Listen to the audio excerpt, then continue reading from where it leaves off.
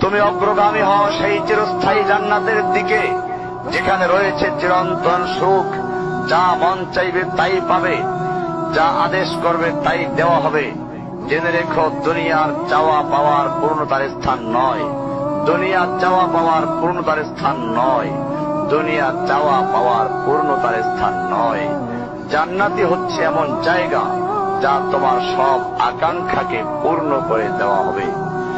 চির কিশোর সেবকগণ, চির যৌবনা সঙ্গিনীগণ, ফল মূল, গোস্ত, দুধের মধুর শরাবের নহর, উত্তম বাসস্থান ও বিছানা, চির আরাম, চির যৌবন, চির সুখ, অসংখ্য নেয়ামতের মাঝে সবচেয়ে বড় নেয়ামত হবে তুমি আল্লাহকে দেখবে।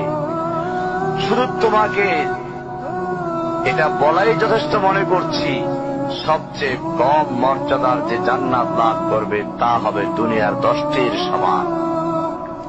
সুতরাং হে মুসলিম, হে ভাই, আল্লাহ তোমার প্রতি রহম করুন।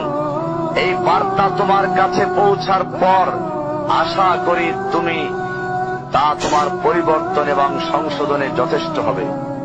গতানুগতিক চিঠি হিসেবে নিও না আমার এই পত্রকে, ফেলে দিও না।